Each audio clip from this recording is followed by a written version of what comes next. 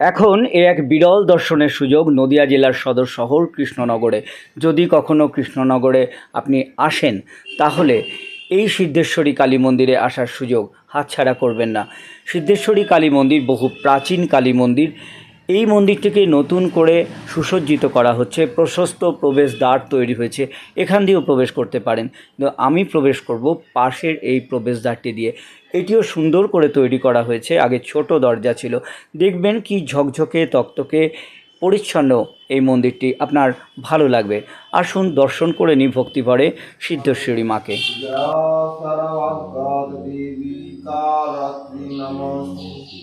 नमो जयंती मंगला काली भद्रकाली कपालिनी दुर्गा शिवा स्वामी स्वाहा नमस्ते नमः चंदना সিদ্ধেশ্বরী কালী মন্দিরে প্রবেশ করে বাঁদিকের দেওয়ালে যদি আপনি দেখেন, একটির পর একটি দেখতে পাবেন সুন্দর টেরাকোটার কাজ, শ্রীকৃষ্ণের বিভিন্ন লীলা দেখতে পাবেন, দশাবতার।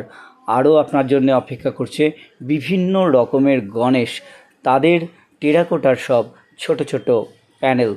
আর হচ্ছে শিবের নানান ধরনের যে বিভিন্ন মুডের শিব আছে সেটিও দেখতে পাবেন। আর আমি আপনাদেরকে যেটা দেখানোর জন্য নিয়ে এসেছি সেটি হলো এই অসাধারণ প্যানেলটি।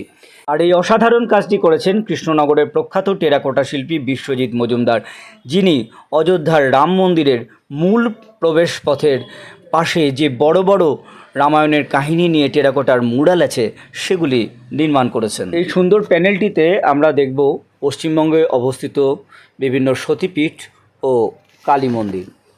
আমরা এখন দেখছি সতীপীঠ বক্রেশ্বর, যেটি বীরভূমে অবস্থিত এবং এখানকার দেবী মহিষমর্দিনী।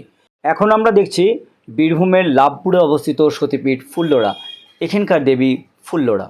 এবার আমরা চলে এলাম পূর্ব মেদিনীপুরের তমলুকে বা আগেকার তাম্রলিপ্তে, সেখানে রয়েছে দেবী বর্গভীমার মন্দির। দেখুন কি সুন্দর এই মিনিয়েচার বর্গভীমার মন্দির। এবার আমরা আবার চলে যাব বীরভূমে, সেখানে দেখব দেবী নান্দিকেশ্বরীর মন্দির। সাঁইথিয়ায় এই মন্দিরটি রয়েছে। কি সুন্দরভাবে বিশ্বজিৎ মজুমদার এই মিনিয়েচারটি ফুটিয়ে তুলেছেন, সেটাও কিন্তু অবশ্যই প্রশংসার যোগ্য। বীরভূম জেলার নলহাটিতে রয়েছে নলাটেশ্বরীর মন্দির, এখানকার দেবী নলাটেশ্বরী। দেখুন সেই মন্দিরটিও দর্শন হয়ে যাবে আপনার এখানে এলে। আসুন এবার দর্শন করে নিই রানী রাসমণি প্রতিষ্ঠিত কলকাতার দক্ষিণেশ্বরের কালী মন্দির।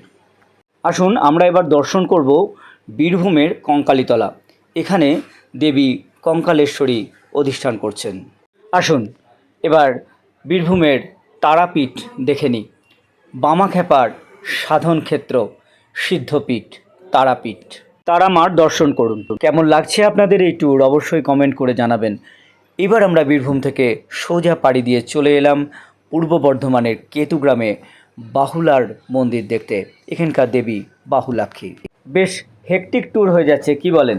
একেবারে পূর্ব বর্ধমান থেকে আপনাদেরকে নিয়ে চলে এলাম মুর্শিদাবাদে কিরিটেশ্বরীর মন্দির দেখাতে, এখানকার দেবী কিরিটেশ্বরী। এবার আপনারা আমার ওপরে ভীষণ ক্ষেপে যাবেন যখন শুনবেন যে মুর্শিদাবাদ থেকে আবার আপনাদেরকে নিয়ে যাচ্ছি যোগাদ্দা সতীপীঠ দেখাতে পূর্ব বর্ধমানের ক্ষীরগ্রামে।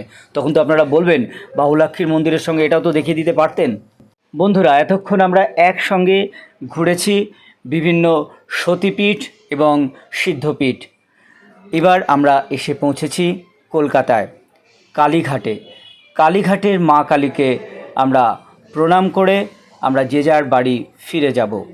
এখানেই আমাদের ট্যুর সমাপ্ত হবে। কেমন লাগলো আপনাদের এই ট্যুর জানাবেন কমেন্ট করে।